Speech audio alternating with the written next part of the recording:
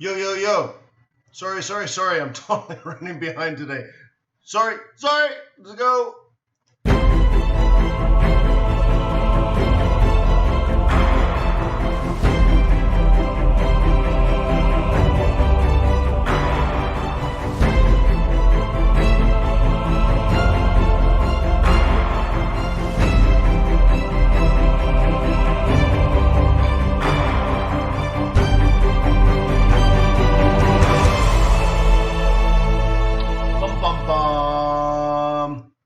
Good morning, happy Friday. Let me remind you that trading is risky, not appropriate for everyone. Your past performance, good or bad, is not necessarily indicative of future results. Please stay small, stay humble, focus on the long term, and never risk money you cannot afford to lose.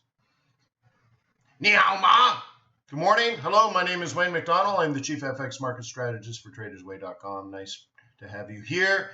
Thank you for being part of the Forex.Today YouTube community. Thank you for being a client of TradersWay.com.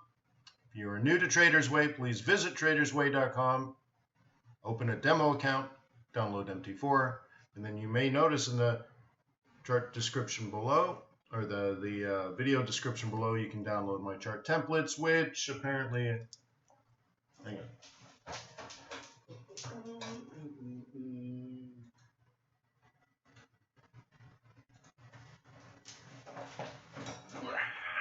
Sorry, complete disaster this morning. Ooh.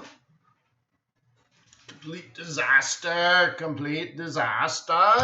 Yeah.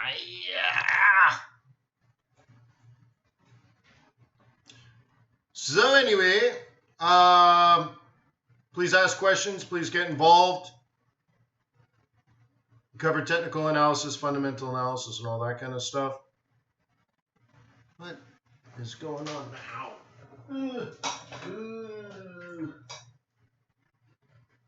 Mama.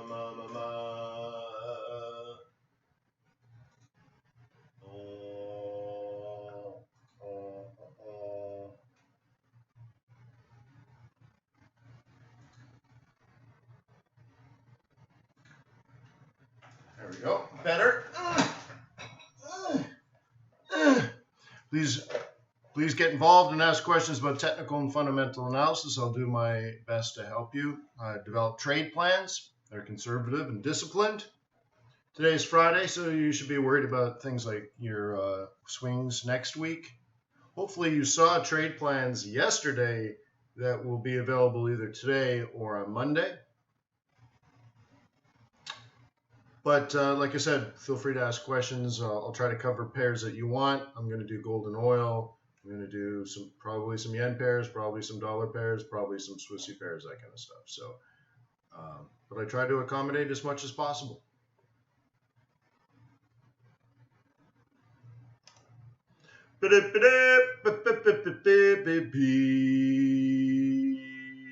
Yeah, coolio. Great. So top of the morning to you.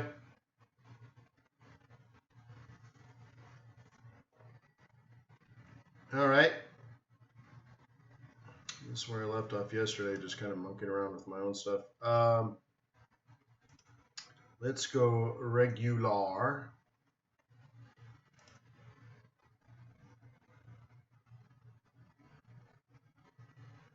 Okay, let's start with that Swiss franc we planned out last week.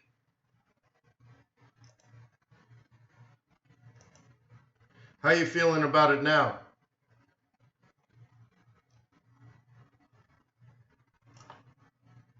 When we were down here, the plan was to sell it up here, and the target was here. Oh, snap! It's raining money, baby! It's raining money! Oh, I'm going to love that. Yeah, it's raining money. Oh, my God. Yeah.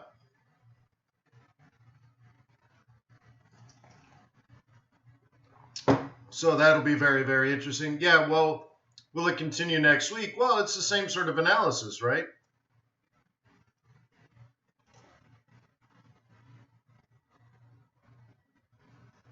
So, right? Yeah, that's why I liked it, Greg. Greg says it's a little Kramerish. Yeah, That's the best part. So now I got to find the sell. I got to find that. So if anyone knows where the sell sound file is, let me know. Huh?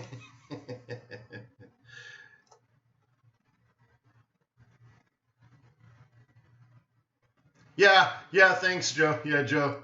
Joe's like, now I figured out he was playing with his toys, right? Right? Hey, Joey, put your toys away. Yeah. So anyways, nice little move. Once again, it's an example of last week. Even though it went up the entire week, last week we planned to sell it with the target of here because we were looking at this on higher time frames. So, you know, a newer trader on a 15-minute chart never saw it coming. They never had a chance.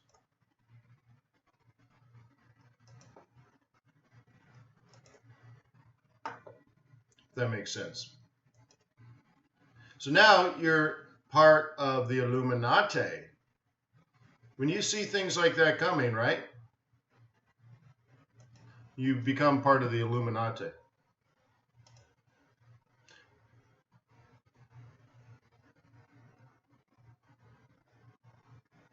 And I know you want to be part of the Illuminati. So I actually have an Illuminati thing. I just couldn't remember. So we'll get there. Yeah. So anyways, we'll get there. All right, let's go through all this one at a time.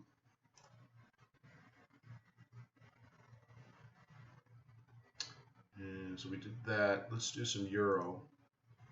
Still range bound.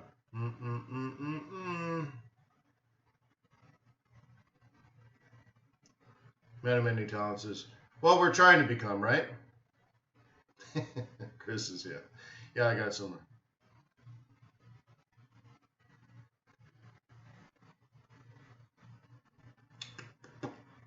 So, right? Do you remember we did this before, quite some time ago?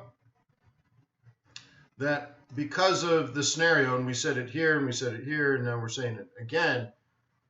In this scenario, I'm treating it like we're in a range.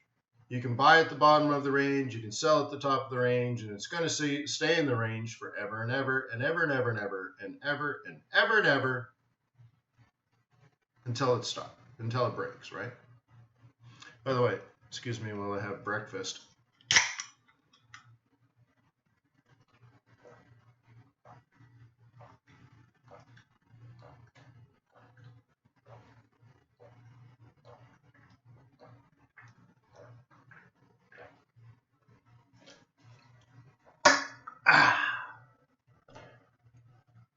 So now, right? So I wouldn't set this up next week for a swing trade.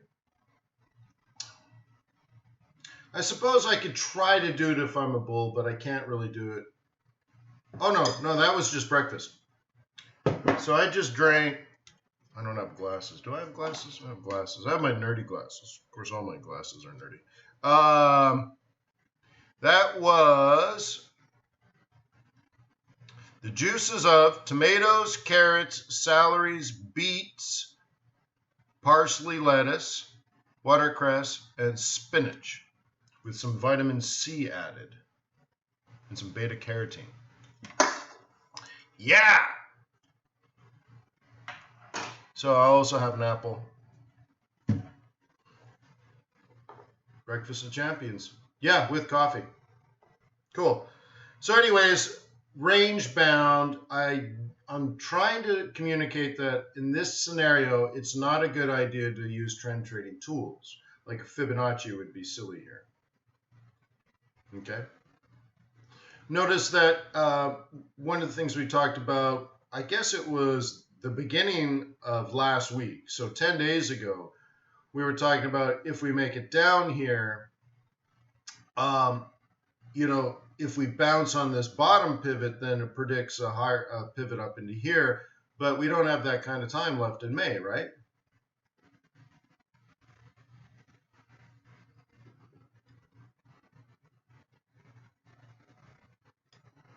So I don't know how you want to plan this out. I guess you could filter it out with your bias. Is this more up than down? But yesterday we read the Fed meeting minutes. What did the Fed tell us? What did the world learn from the Federal Reserve economic team on Wednesday, 48 hours ago?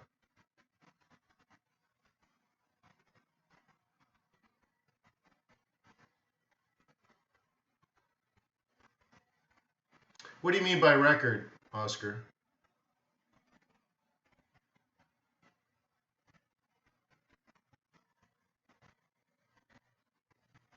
Well, it's not. Isn't the right word, Hoodoo. It'd be better to say may. Well, it's not the right. They were very specific. So if all you read was the newspaper, that's what they said. But I actually wrote word for word. We went through the actual lines. They said something very specific about inflation and interest rates. But they were very specific about the stock market, and they were very specific about the US dollar. Oh, how many open positions or trades? Like open positions, probably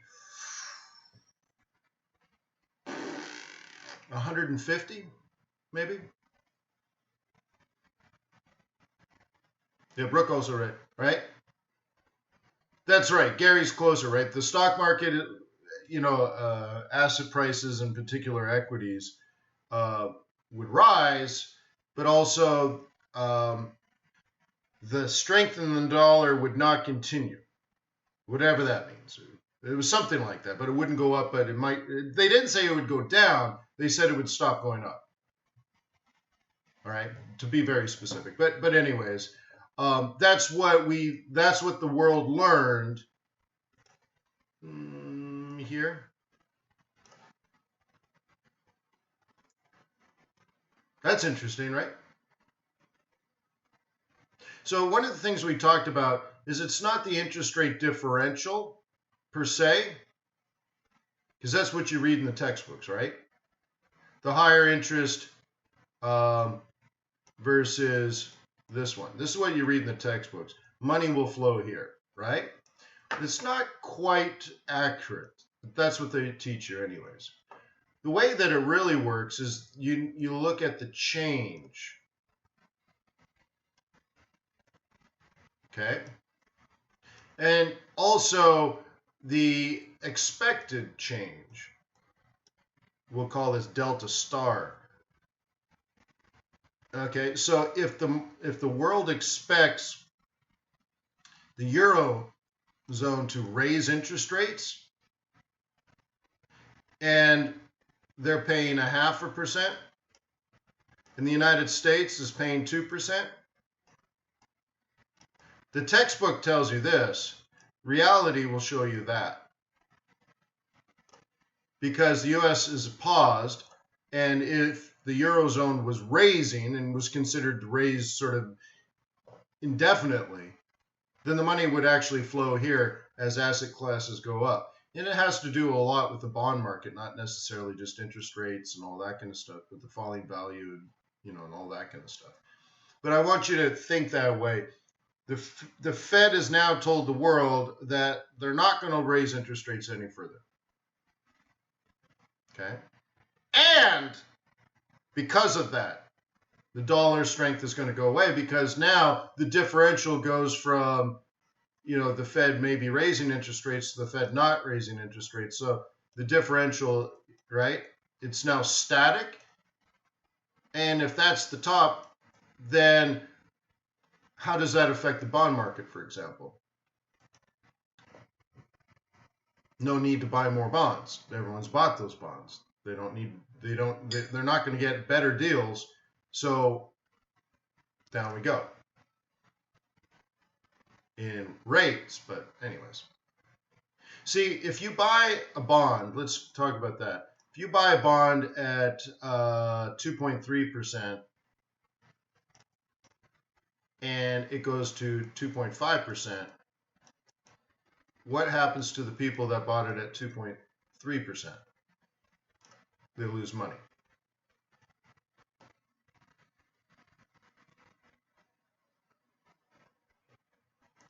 So anyways, we'll leave it at that. Just pay attention. It's the expected differential. It's the expected change in interest rates that attracts money, not just the differential. That's too academic, and that would be incorrect most of the time. You probably observe that too. You're like, why isn't it strong? Why is it weak when it pays so much interest? Well, there you go. So it's like New Zealand might be a great example of it.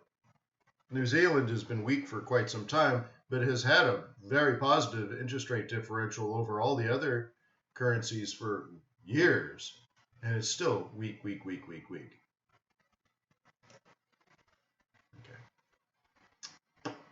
All right, so if you were a bear on oil, and on the very first day you sold it because you were at the exact price you wanted to be at, see, this is the, let me redo this. On the exact days you should be trading this. If you were a bear, you got the exact weekly price and the exact monthly price you wanted, right? Here's the second chance reload. And here's the actual target. Notice here that bulls essentially didn't get a setup.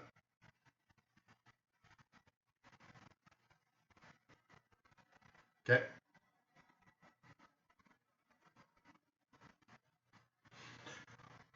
Well, I'm asked to explain CAD. Well, this is a good example of it. Why did the CAD sell off so hard? Well, look how depressed oil is. And put it this way, it's not like new news. So maybe you're reading it in a newspaper and you're like, wow, this really sucks for oil. Where did this come out of? The news will tell you it came out of nowhere, but it's been doing it all month. In fact, there's even some last month, right?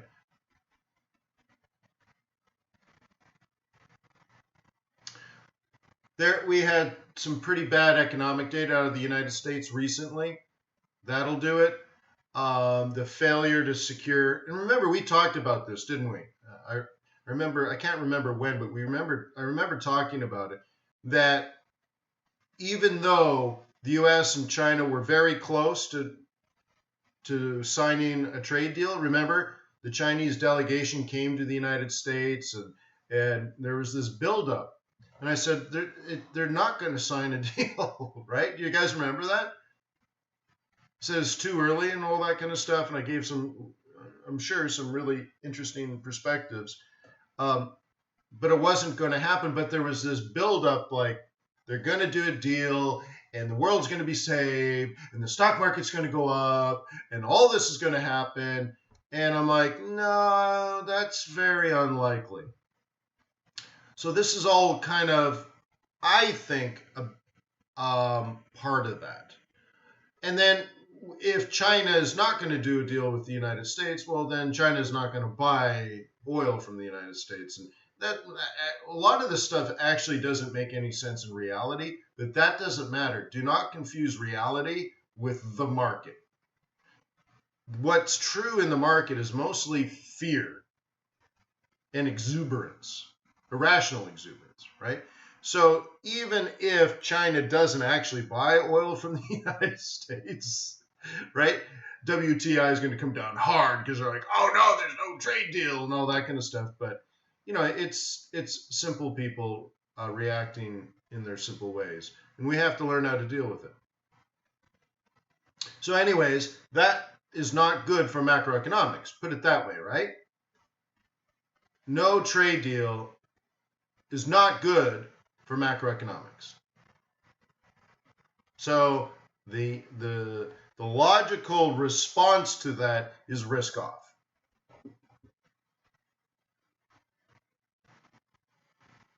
Will you add oil inventories to your macro buys? What do you mean by add oil inventory? I don't understand. Because I definitely have always done that. When you so like June 1st is coming up, right? That's peak oil for the year traditionally. So yeah, I track oil inventories on a weekly basis. The EIA emails it to me.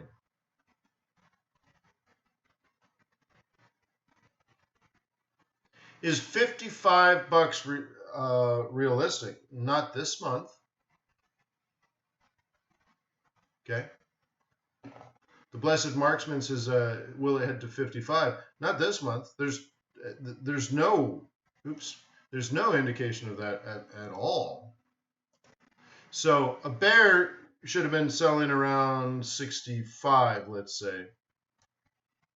And the target was, I can't even see that, but we basically hit the target. I think we missed it by like 10 cents or something. The target was in this area.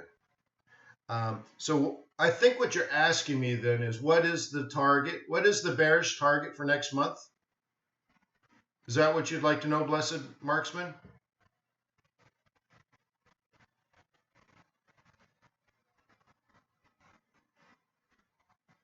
I gotta learn all my you gotta learn all these signals. Hello.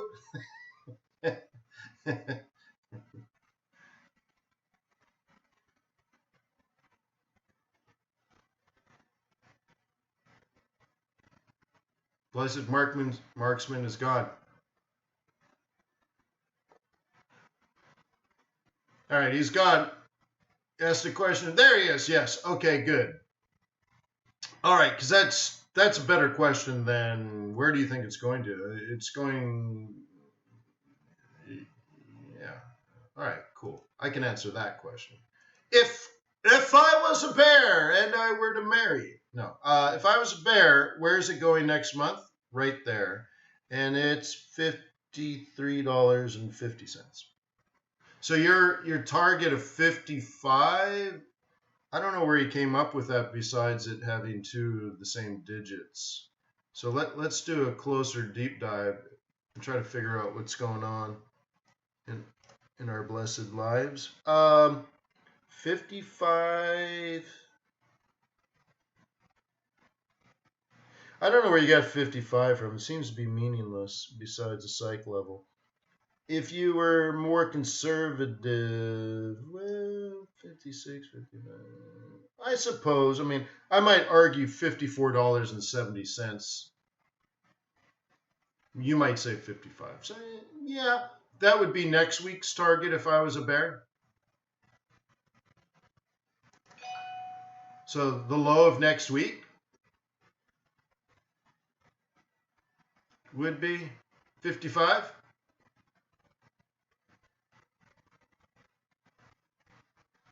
Yeah, but if you're doing it that way, Brooke, it wouldn't matter because it's going to fit in. That'd be like an Arctic turtle situation where some people are trying to stretch for that number, or in this case, stretch below to get the other numbers.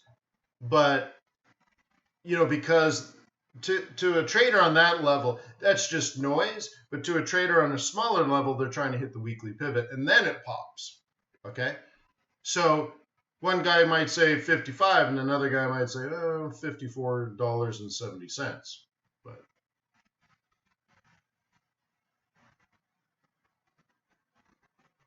no, Oscar.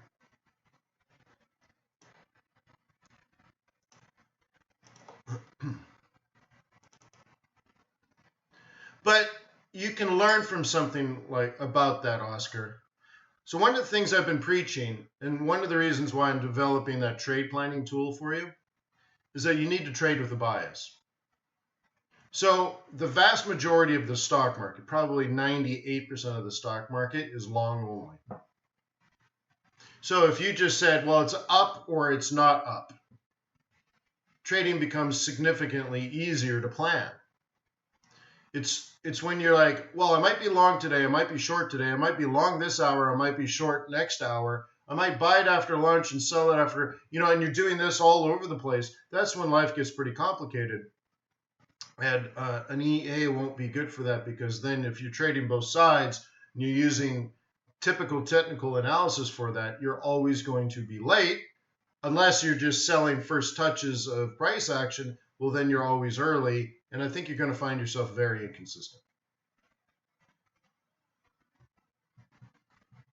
Okay?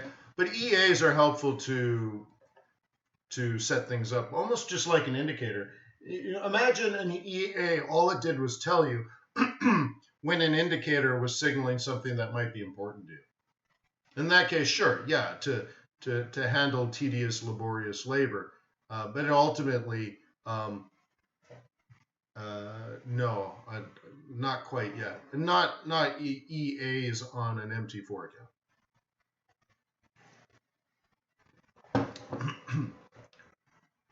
Okay.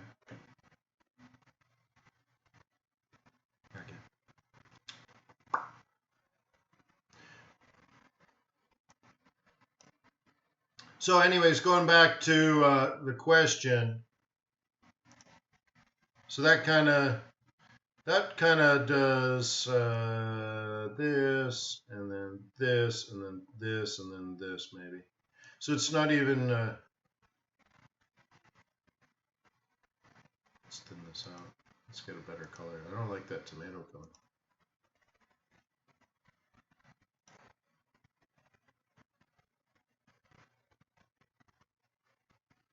Why is that?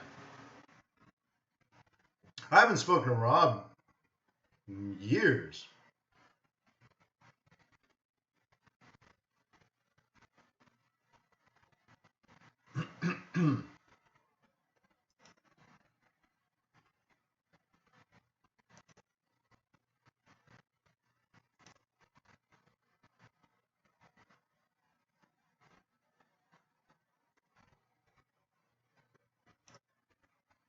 Okay. This is what we did a couple of days ago. We're just still sort of just messing around in here.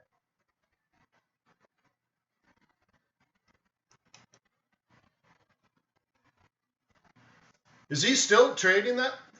He's still doing that, Oscar?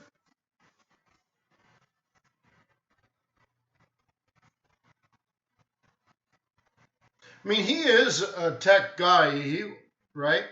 Oh, he's someone that used to work for me years ago. But I helped him learn Forex. So he made lots of money. He had a very, very, very good job, but it made him travel literally constantly. He spent more time away from home than at home. So anyways, he contacted me. I had dinner with him after he was an FX Bootcamp member for a few years. And then I had dinner with him, and he's like, Wayne, I'm getting pretty good at trading. And he's like, my goal is to make enough money trading currencies. And remember, he was making very, very good money.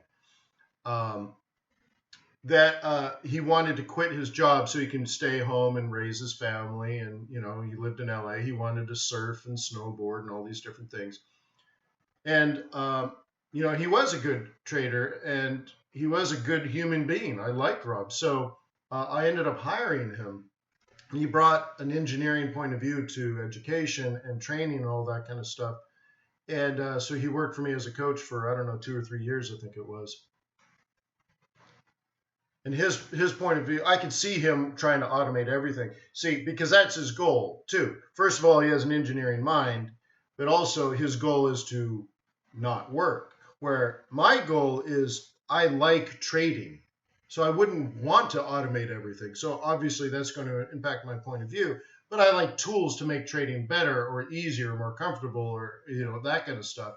But I wouldn't want to press a button with, you know, $2 billion in cash and walk away and hope for the best.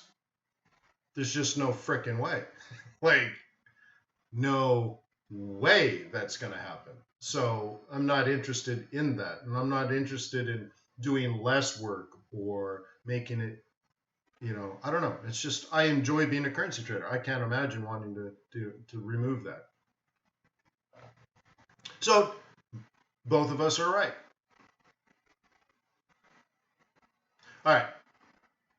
So if you're talking to him, if he's still around, dude, say hi for me, huh?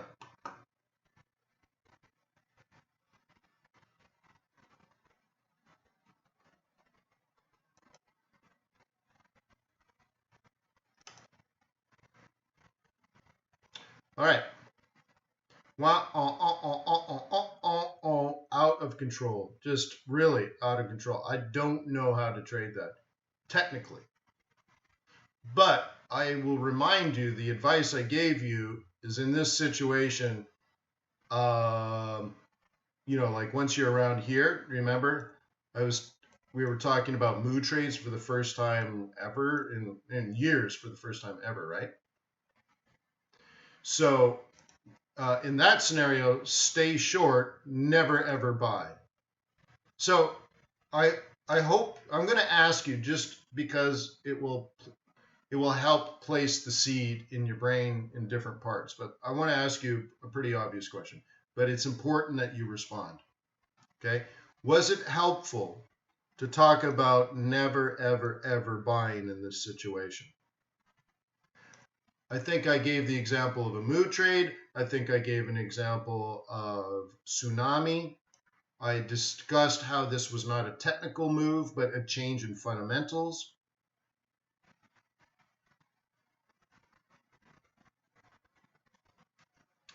Yeah, Oscar. Well, you can find out if he's still trading, and that might answer the question.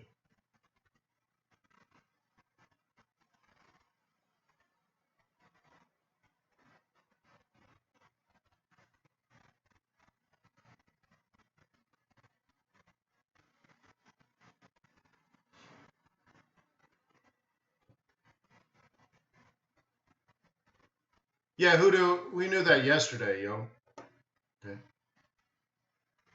Good. So I know I'm asking a very obvious question, but the point is, when you answer it, you're thinking about it first and remembering. So now you pull the memory out and you refresh it, and then you remember that you remember. So now it gets double memory. And then you have to say, oh, now I have to type it, yes, I did learn this, which now you're using sort of a haptic part of your brain to now type it in. Then you need language skills to say, yes, I did learn all that. So now you're using linguistic. And very often when you're thinking about language, you hear yourself talk, even though you haven't said it. So now that audio file gets made. But also there's an emotional thing where every time you type something, especially when I ask a question, there's a psychological part of your body and brain and spirit that says, what if I say something stupid in front of everybody? It's sort of like the school teacher saying, Jimbo, come to the front of the class and give us your book report. Tell us, what did you learn? And all of a sudden, all these juices start bubbling up inside, like, oh my God, people are going to laugh at me. What if I don't say it right? What if I forget? What if I miss something? What if the teacher yells at me? What if the kids laugh at me? And you go through this huge emotional thing, right? Before you even get to the front of the class. And there's a small aspect of that in webinars, especially when you're answering. What if you get it wrong? What if you look foolish? What if people laugh at you? What if I go ape shit over what you said? Because sometimes I do that, And so there's this emotional vulnerability and almost fear built into that, but that gets registered. You see that? That gets registered intellectually and emotionally. So that's why sometimes I'll ask you an obvious question. Some people just sit here and go, yeah. And then none of that happens. Yeah, I know what he's talking about. Yeah, he was right. Versus someone else going through all of that to simply say, yes, I do remember you saying that. And then the memory now of what to do when a fundamental change has occurred and we've blown out all our technical levels. You say, oh, tsunami. Oh, mood trade. Oh, never swim upstream. Oh, in this case, never buy. Oh, I have the choice to sell or not trade. Oh, I know what to do here. I remember it. intellectually, I remember it emotionally, I remember it haptically, I remember audibly. You know, you remember all of this stuff. You might even remember the drawings. Okay? Let me give you one here. This is on fire. Let's see if you can remember. Now look at the image, right? Whoa. Remember it, remember it, remember it. Oh, that day you did the fire thing. Yeah, I remember that. Whatever you need to do to remember it, remember it. Okay?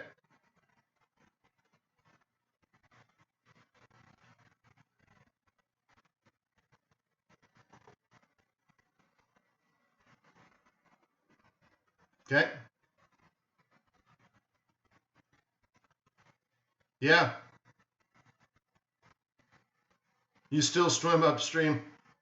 Yeah. Oh, you stole. Oh, you stole it. What do you mean swim upstream? What do you mean you stole it?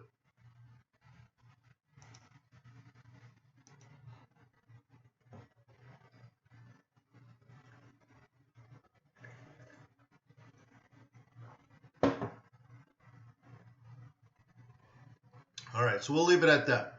Don't fight it. So let's see, pound, yeah, pound, dollar. It's all the same. Oh, the same. Yeah, but who do you say it to in the sense that you stole it? You're telling your kids, son, never swim upstream. Just be a cork in the river of Forex. I don't understand, Daddy.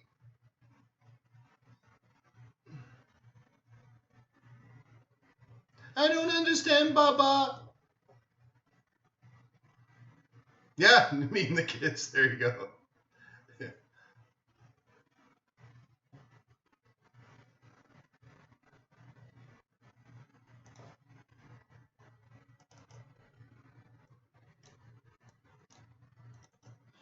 Yeah, see, all this stuff, these are all kind of setting up for later, aren't they?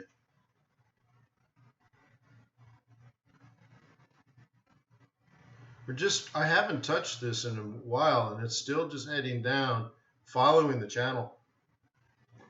Bloody beast, huh?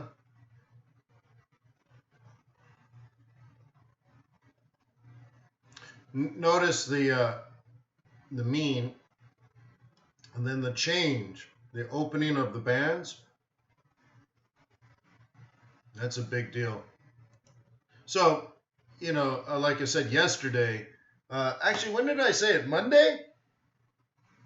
That the United States is impeaching their president and the United Kingdom's impeaching their prime minister.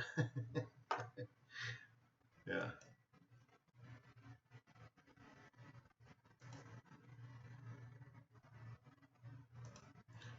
So anyways, up in here, just another opportunity basically to be cautious, huh?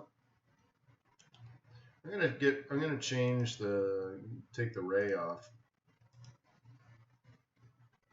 So here we are, just more sideways. I was actually hoping more for, even though I had it drawn that way, what I was really hoping for was more of that. I guess I should just, right, this is what, in this scenario, that's what I would have liked. So to have it way down here, it's not the end of the world, but it's not what I wanted either. Okay. So, are you guys using this regression tool a little more to at least confirm direction and stuff? Like, that's a little bit helpful, right? If you're only on a 15-minute chart, this would say down, down, down forever. But here it's like more cautionary. If you're going to be a bear next week, then you know this is a pretty easy trade, right? But that entails a breakout. If you're a bull, then it's also a fairly easy trade, right?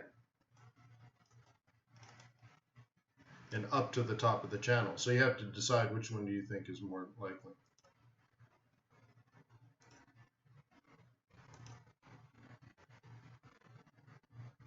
Okay. Mickey, Highlander's using that right on. Yeah, it's helpful, I think, at least as a reminder, right? Just like, hey, where are we going in general? I speak Swahili without even knowing it. Wow. That's deep.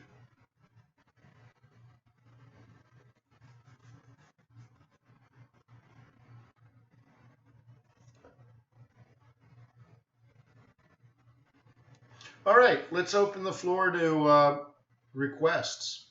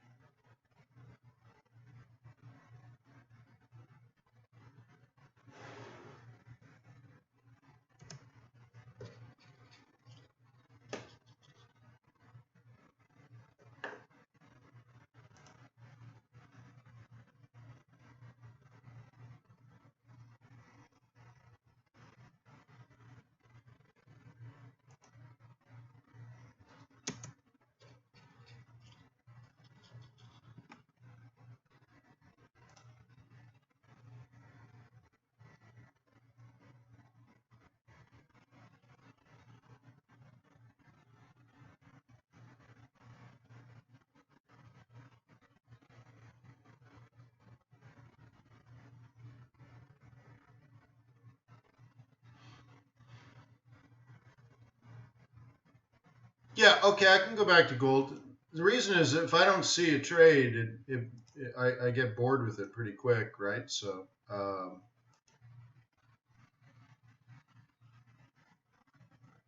so we'll go to gold. Boom, nothing's happening. So I guess if you were aggressively trading this, you would interpret this as resistance and you would sell it. I mean, I know I can't buy it there. And if I wanted to sell it, I'd take a shot there, sure. Ta-da.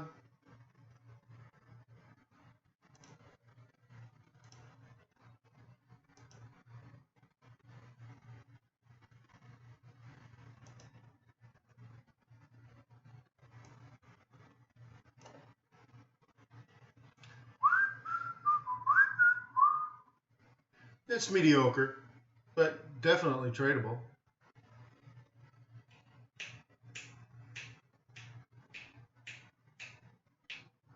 Silver? Yeah, I don't do silver, sure.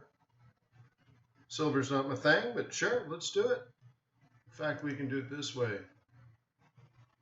New chart. Yay, metals. XA, XAG. Cool. It's really nice, huh? Isn't this nice that MT4 gives you this as their default chip? Does anybody use? I think I deleted them all. All these like strange templates that they give you, like. Anyways, all right. So what do you want? You want to do some silver? Let's drill in. Oh yeah, the sell zone is what you're saying. Yeah, sure. The only thing is, I take caution after we hit our target. Okay, but price action is price action. But remember that the plan for the month was this to this. So we were done. We were done last week. We were done on Friday last week. Silver is over. It's, okay, so we're really setting this up for next month. So if you're still a bear, you're basically setting this up for next month, and then you're going to use pivots and price action, all that kind of stuff. So yeah, plan A is definitely that. So you should have shorted it yesterday. And if that doesn't work, then the next week will be like this. It'll be up, up, up, and then down, down, down. Okay? Ciao. Easy peasy, lemon squeezy. Beep.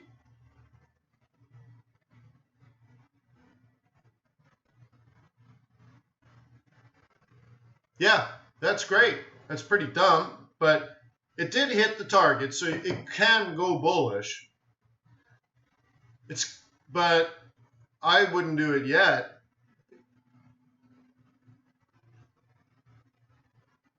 USD ZAR?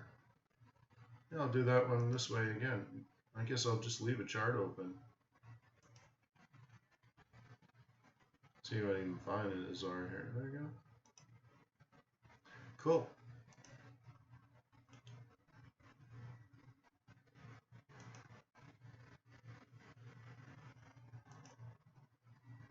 Okay. What is it that you'd like to know?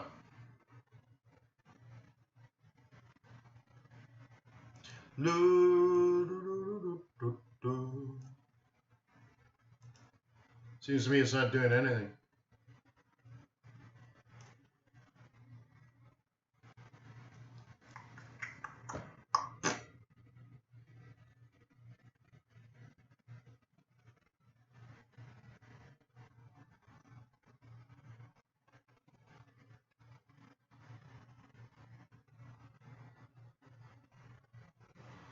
Well, the only reason to buy that silver trade is last week.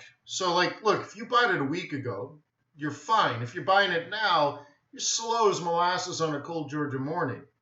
So it really depends on what you're doing. But the counter trend trade was last week. But you could buy silver at that price. It's very technical. It's very obvious, very elementary. You can do it, but it's a counter trend. It's a counter trend because in the moment, silver's coming down. Now, an LA wave guy might say, okay, well, but it's going to go up in the future. Okay, great. But I don't count waves. So if you're predicting the future, it's a hypothesis, which is fine. You can use whatever you want. So I can say, oh, we hit a special price, which I happen to use monthly pivot points for. And I'll say, well, based on this, I see short-term up. Now, any short-term up can lead to a long-term up. But typically I like to see the up and then at least double bottom or inverse head and shoulders or something. But at least short-term up, I totally get it too. And you should have bought it a week ago. Now, if they're predicting it'll continue to go up into an uptrend, that's great. That's a hypothesis. That's called a trade plan. I'm totally in on it. Great. Awesome.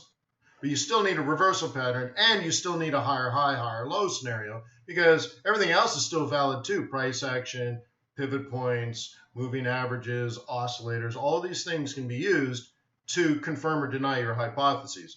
So that's fine. That's totally, absolutely fine. I'm a little bit more of a longer term trend trader and all that kind of stuff. But where does a trend reverse? Typically at, S2 or R2. And we hit those, that's in play. And I would like that. A Fibonacci person is going to like that. A Elliott wave person is going to like that. A price action person is going to like that. Like, no matter how you trade it, we're all saying the same thing. That level was very important.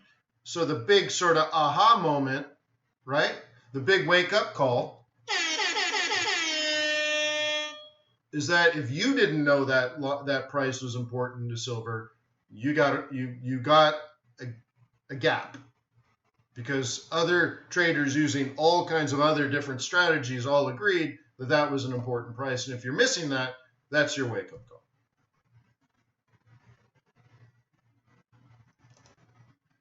Okay. Singapore, well, there's so much pound in the Singapore dollar, Simon, because the Singapore dollar is a basket, right? It's a basket of currencies. And I think something like, well, nobody knows what's in it. But I think it's assumed like almost half of the basket is just Great British Pound. It's sort of like a pound-weighted basket. So would you trade them together?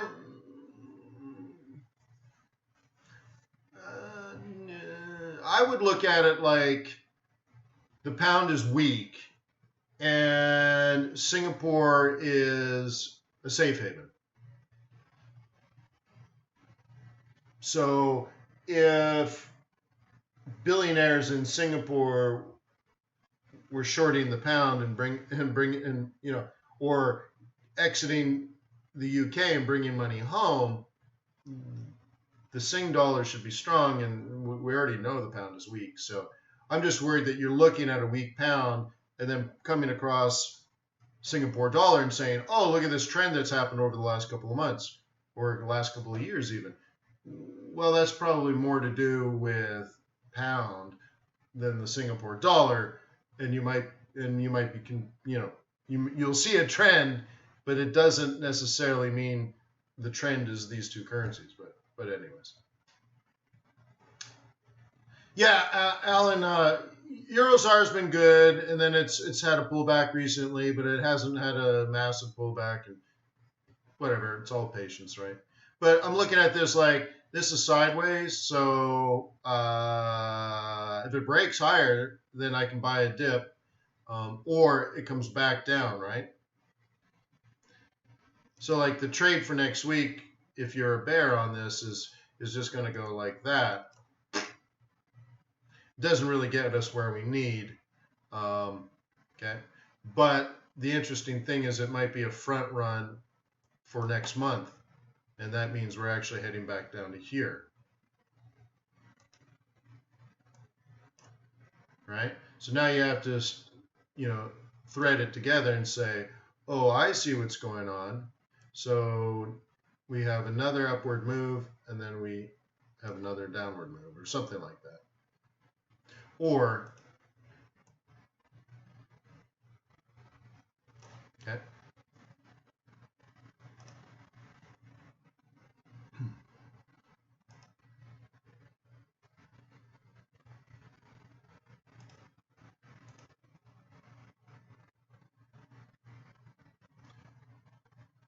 It could even do this.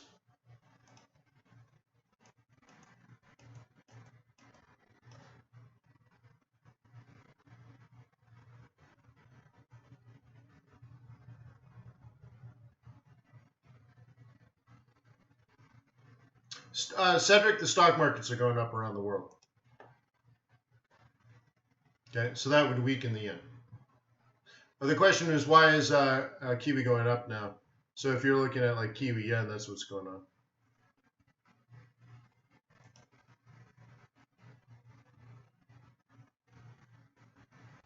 Well, so going back to like that previous examples with I think it was USD ZAR. Well, we don't know which one of those are happening. I mean, those are all probable or possibilities, right? So now, if you're trading that, you need to do the work and find out which one's most likely to happen, set up the trades and take the trades. Right? This isn't a webinar where I'm like, sell here and get out there. No, there are multiple possibilities. I don't know the future any more than you, so I can show you what looks like is probable. And I can even tell you things like you should never do this in this situation, never do that in that situation. So I'm kind of pushing you into a proper experience. So now you should say, well, I really want to trade that USD ZAR. Well, good. I don't think it's a great opportunity, but if you're South African and exposed to dollar risk, maybe you're totally into it. Great. So look at it. Well, we're at resistance, so I know I can't buy here. And then, well, if it's going to head down to the full range, we're going to need next week's pivots and then next month's pivots. And how can I incorporate those? And what are those lines? And what are the prices? And what happens if or when we're at those prices? And do I see reversal patterns? And if so, which one? What's the first target? What's the second target?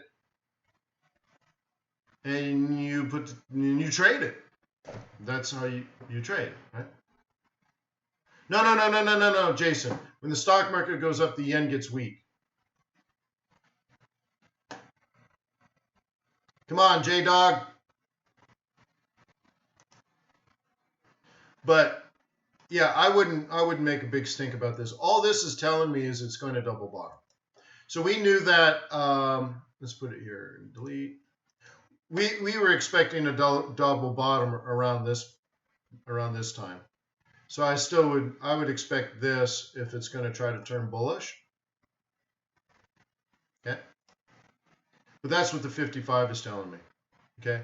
Now it told us this here, but it doesn't make it wrong. It's just the market conditions have changed. But okay, that was possible. If you're a bull at that point, you would have made that trade plan and you would have lost money. Squeak, squeak, squeak, squeak, squeak, squeak, squeak. Right.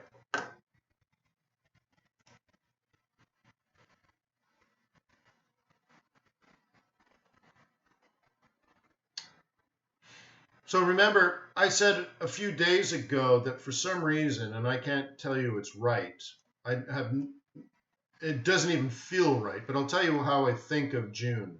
I think of June as a rally, and then a collapse, and then sideways. That's how I think of the month of June. I don't know why. I'm not saying it's right. It's not even my prediction. That's just how I think of it. Up in the beginning of the month, down in preparation for the Fed meeting, and then welcome to summer.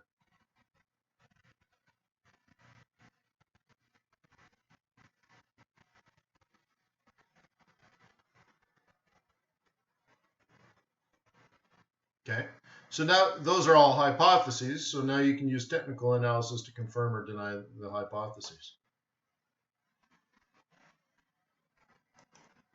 Okay, oops. Delete. So I would let that ripen on the vine a little bit. Anything else? Euro yen? Sure, that'd be a better thing to trade, right? So when the dollar weakens, what happens to the euro? Brooke, I don't think it'll be interesting at all. I think it just, to me, that's the end of the year. So to me, the year is September to June. And you can income trade. You can scalp all summer and make an income, or you can take all summer off. I suggest people, instead of trading, especially if you're trading real money, but it's your first or even your second year of trading real money, and you go into summer, I recommend that you maybe not trade as much, or maybe don't even trade at all during the summer. You can. I'm not saying you can't. You totally can, and you can totally make money. But if you're not confident in your short-term skills, I mean, God forbid, you don't want to lose money and then look back and look at the market and see that the market didn't do anything during that period, right? You don't want to look at the beta. The beta is the market. And you can say, well, the stock market basically didn't do anything all summer. And then someone looks at your trading history and you lost 6% in July. People are like, how could you possibly lose 6%? Nothing happened. And you're like, well, I was scalping and I didn't do so well. I mean, you don't want that, right? Like, if you're going to lose money, lose money in the market that's moving. Like, I don't know. So like one way of looking at it is maybe cut your lot size in half, or tell yourself you're not even going to make money. That's the other way. Get yourself into trades and don't even try to make a profit. Just don't lose money. Whatever. There's different strategies we can use. But I highly recommend between the middle of June and the middle of August, you spend a ton of time on education. Ton of time of education. I don't care if this is your third year, and if 2 years ago you did like FX Bootcamp videos, do them over again, every single one of them, and all the new ones, and go through performance coaching, or just like I would spend well, look, I'm going to Harvard, like I'd spend all my time on education and wait for awesome conditions for trading, or right, rabbit stew every day. That's fine. There just won't be any big game during the summer. All right, so anyways, let's go to this euro. When the dollar weakens, euro goes up. Now, why is that? It's not data. According to according to the Bureau of International Settlements, 40% of the entire foreign exchange market is Euro USD.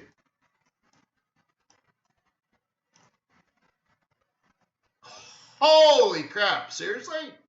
Yeah, 40% of the entire world is Euro USD. So, if this goes down, what happens?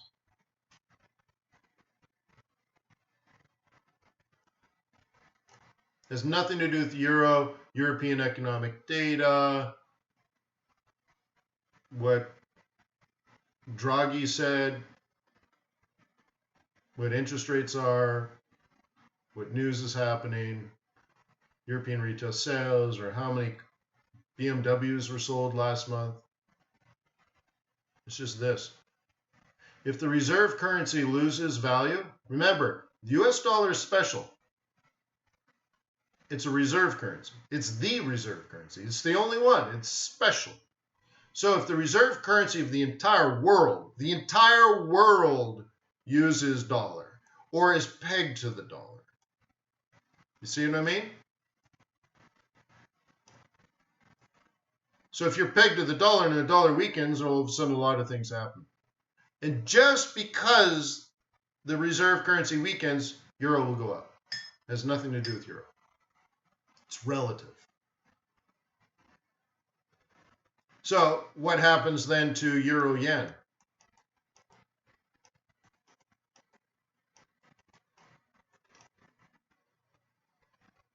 Does euro yen go down? Wow, what was that? That's supposed to be wrong. That's not a good run. It should go up.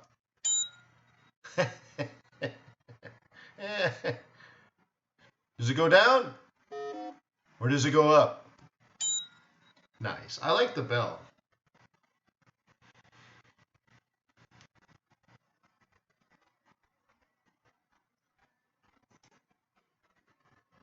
I'm going to do it again. La. Very nice.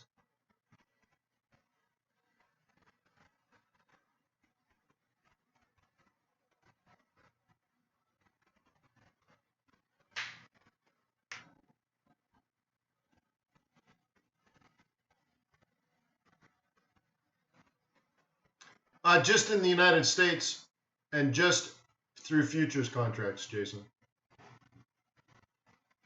And not including hedgers. Okay, and not including retail. Those are only large institutional investors trading futures contracts in the United States for speculation. That's a very small population.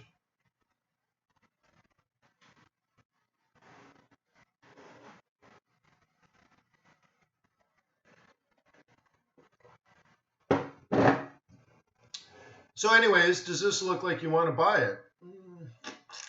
Not really. So what do you want to do with this on the short run? Why don't you tell me what you want to do? Are you a bull or a bear?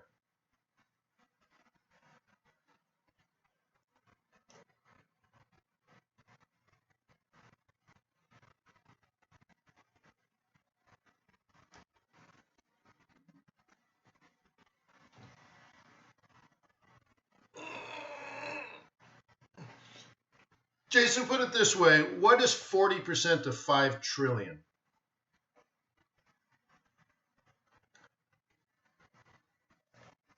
Well, 10% of 5 trillion, right, is 500 billion. So we're talking about $200 billion a day is euro dollar. 200 billion per day. Wait, I'm way off. 5 trillion, 10% of 5 trillion is 500 billion. 500 billion. Yeah, 2.2 trillion. Sorry, yeah, I was way off. 2 trillion a day.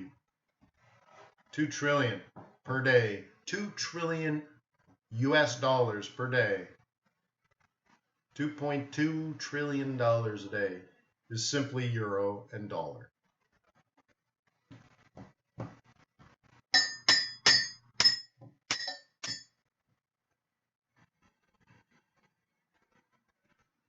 So you could just specialize in that the rest of your, right? So someone, you know, I'm often asked if I trade Iraqi dinar. So your response could be, you know, I only trade currencies that are over $1 trillion in volume a day, right? But, you know, it's amazing, like retail traders like you and I are, or I guess I'm moderately institutional, but to trade, 100 million a week or $200 million a week out of your basement, I think is actually quite remarkable too, huh?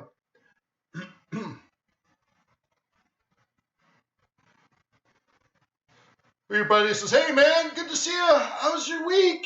I'm like, "Oh, I traded $280 million. It was all right."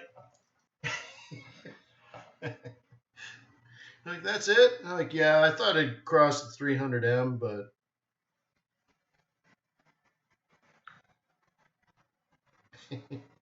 but it's amazing, right? That you can do that. It's just really remarkable. I love Forex. So anyways, what would you tell me to do here?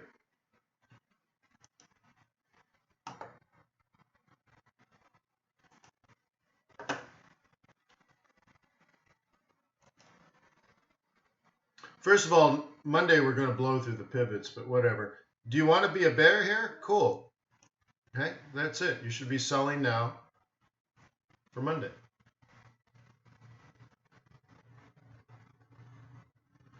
That's it.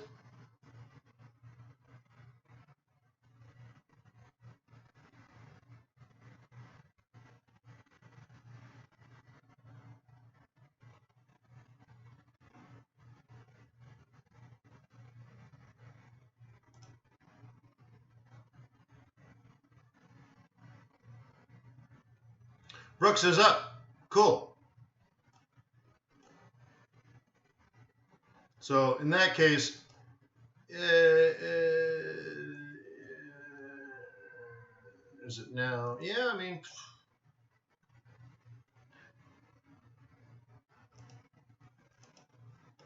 but like I said, right? No, I didn't say next for the month, Brooke. I said June starts up, comes down, right, for the Fed meeting, and then sideways. So for example, let's say this goes up, Brooke. Let's say Brooke's right, okay?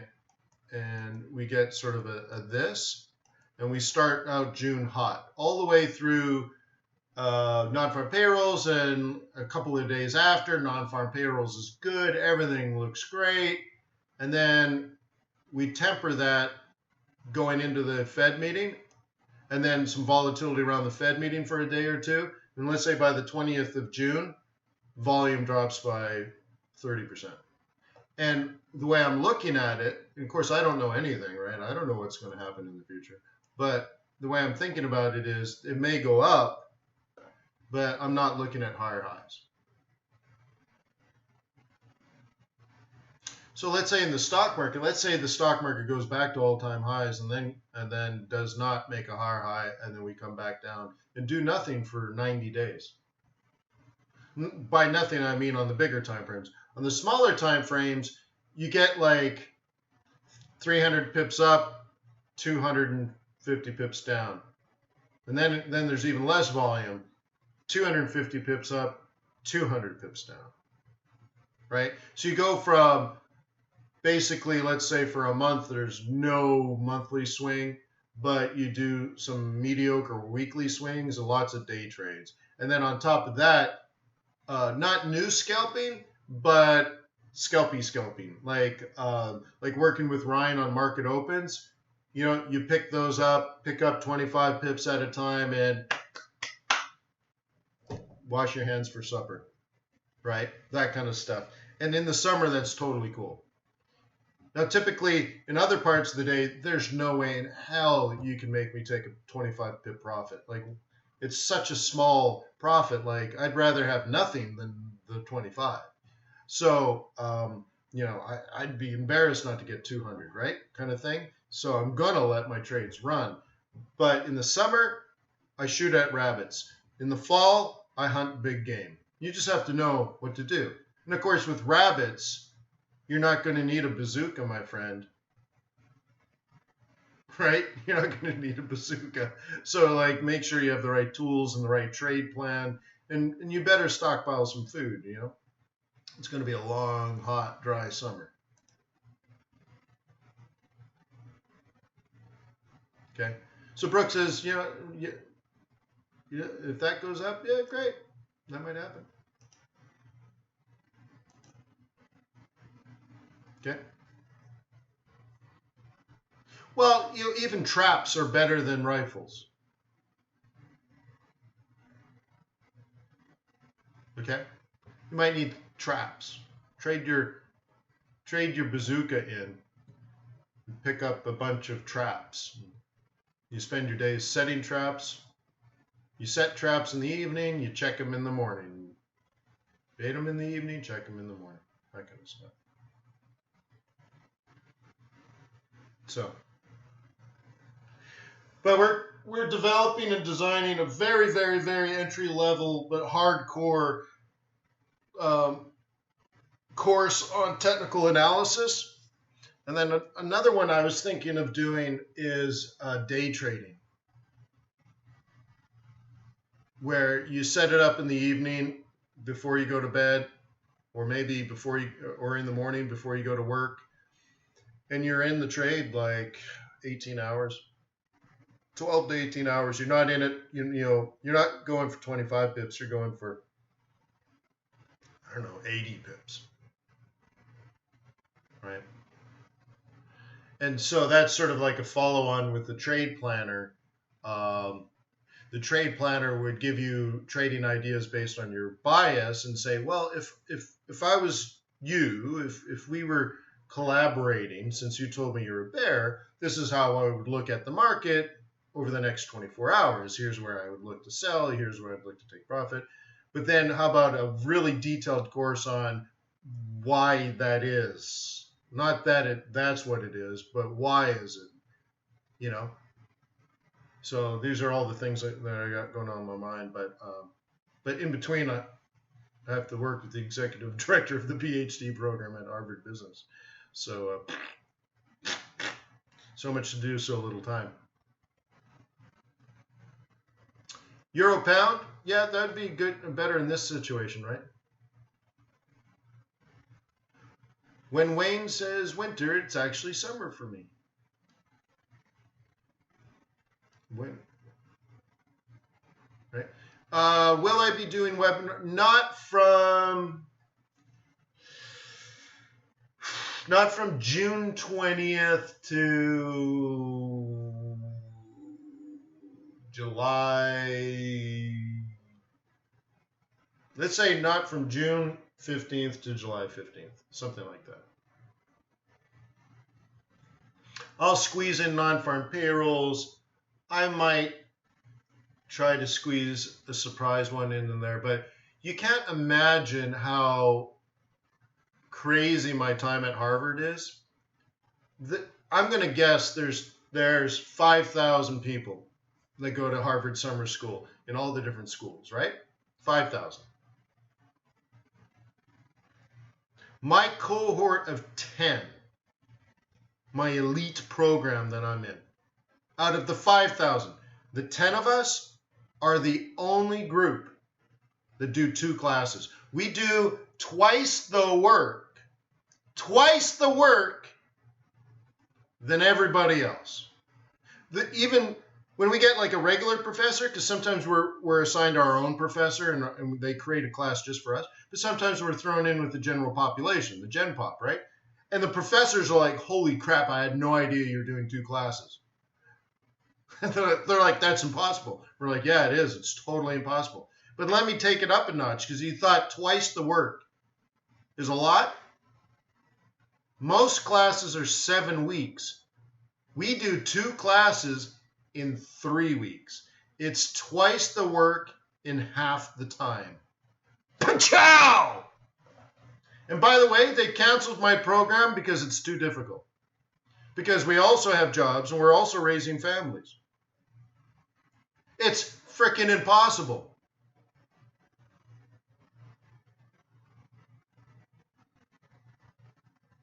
So, yeah, I'm like, I can do anything.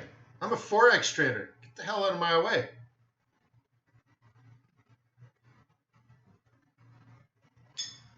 By the way, I've never received any grade lower than A- in summer school, and I've received multiple A's. And in Harvard, there is no A+. So I'm like somewhere between an A- and an A student in summer school. Like the worst grade I ever got was probably a 93%. Let me tell you, it's difficult. So I'm not bragging. Here's what I'm saying. I'm ridiculous. I work really hard. I take on big challenges. I focus like a madman. I crank it out without bitching and complaining. And along the way, I can party like a rock star, right? So that's what currency traders are like. This is what we need to do on a regular basis. So you can show up to Harvard Business School, take on twice the workload and do it half the time and smile all the way through and come out on top. That's all that is required in Forex. What do you need to succeed in Forex? You have to know everything. And you have to accurately predict the future every single day. That's it. You have to know everything. Oh, what's going on? Japanese elections coming up next week. Oh my God. Oh, we should talk about that. Oh, there's a skirmish in Libya that's going to attack oil supplies. Are we shaking? But oil's going to go up. I mean, like, we have to know absolutely everything about everything globally and accurately predict the future every single day. That's it. So everything else compared to that is easy.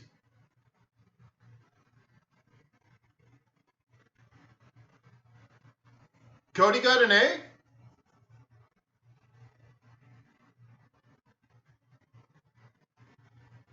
Yeah. JL says, did summer school. Can't imagine it. Yeah. They canceled the program. It's amazing. So, yeah. It was a really dumb idea. I'm glad I got in. So.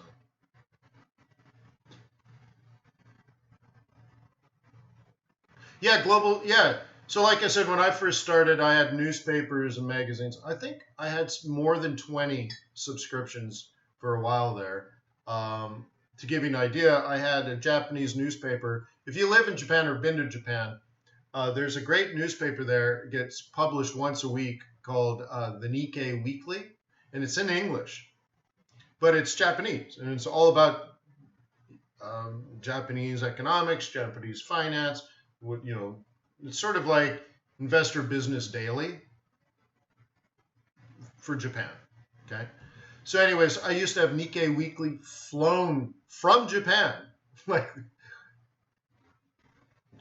right? I'd get it about a week late, but it didn't matter to me. I just want to have boots in the ground in Japan. So I'd read about what's going on, Japanese politics, Japanese economics, just the Japanese mindset and concerns. And then they would talk about local politics and they talk about trade. Now I'm learning about trade between, Japan and China, for example, where in the U.S., all I read about is U.S. China. I don't read about the other points of view. And, so I do that as much as possible. And then I signed up for Financial Times in the United States because I'm like, hey, I want a UK point of view. Turns out they just do an American version of the Financial Times. So it shows up and it's the pink paper, great. And you start reading it, and it's all the same press releases that I read in Investor Business Daily and in Wall Street Journal, which I also got those. So I'm like, well, why would I want to read a Reuters press release in the Wall Street Journal, then read the same press release in Investor Business Daily, and then pick up what's supposed to be a UK newspaper and read the same damn press release from Reuters? And I'm like, these guys just reprint other people's stuff. It's just syndicated press releases. Like, they're not even doing their investigative journalism. They're not even there when the reports are released. Like, they're just reprinting press releases. So the first thing I did with Investors Business Daily is I canceled it. and then I got a service that would actually pick up Financial Times in London and then mail it to me from London. So now I get the UK version of the Financial Times, because that's what I wanted to know. What's going on in the minds of Brits, right? And all that kind of stuff. And then I chose, do I want Investor Business Daily or do I want the Wall Street Journal? And they're both crap. So I went back and forth. Well, what bothered me about Investor Business Daily is they would advertise their own stuff, and I felt like I was paying money for the ad. So then I get rid of that. And there now for a while there, I only read Reuters press releases in the Wall Street Journal. And then one day in the Wall Street Journal, they published an article about congressional testimonies given by Ben Bernanke. Right? They're done once a year or twice a year? Once a year. Anyways, I watched the actual congressional testimony. I watched it live. So I know for a fact what he said. And then the next morning, I read the article that the Wall Street Journal wrote. And it was clear to me that the journalist wasn't there, nor did they, he or she, I don't know, nor did they actually watch the video of what Ben Bernanke said. I can tell by the way they wrote the article, they never even saw it. They read the press release or they read the transcript, or I don't even know if they did that, but they sent out a report and they put it in the Wall Street Journal. Boom, boom, prime time expose that was 100% wrong. And I quit. I canceled them right then and there. They had no idea what they were talking about, yet reported it. And that was the day I stopped all newspapers. I stopped watching TV, just all of that. Don't care, because 90% of the time they have no idea what they're talking about. So it's up to me. That was it. I realized it's 100% up to me. If I don't read it on the Fed's website, if I don't see it in the congressional testimony, right? It never happened, as far as I'm concerned. I realized right then and there, there's no one else in the world qualified to tell me their opinion, except of you, of course, right? Because you will back it up. You'll say, well, I read the RBA meeting minutes, and this line here popped out to me, and therefore I have this bias. Then I would be happy to buy you a drink, sit down, and let's talk. But I'm not going to read a newspaper.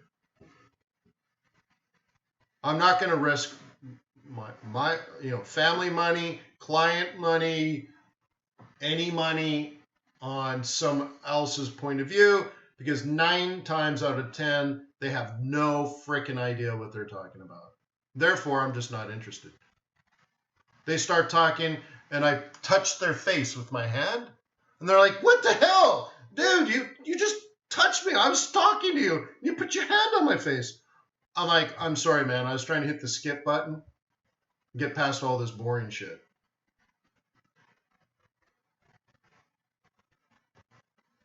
And that tends to ruin the conversation. So anyways, I apologize for all the foul language. I don't know. I woke up tired today. I don't know why. I have no excuses.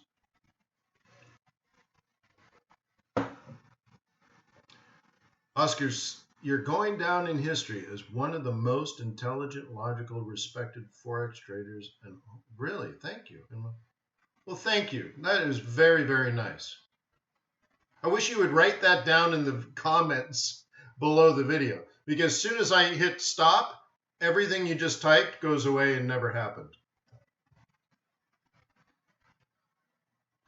So I'm an only child. I would love to be showered with comments like that, because it's why I do it. Right? Only children, we have invisible friends. We just sit in the room and talk to our invisible friends, and you're my invisible friend. So it'd be nice to know, right? It'd be nice to know you're real. Put it in the comment section. I'd love it. I'll pin it, and I'll heart it, and I'll thumb up it, because I appreciate the positive feedback. It's actually fairly hard to sit in front of people. So 2,000 people will see this video today, and you know, give your opinion. Right? It's a difficult thing to do for every day for 15 years as well. So I appreciate the feedback and the comments, and I appreciate your loyalty and respect, and I do my best to show you the same courtesy. And even when people step out of line and heckle and all that kind of stuff, I try to treat them with dignity and respect as well. And then I push them down the stairs.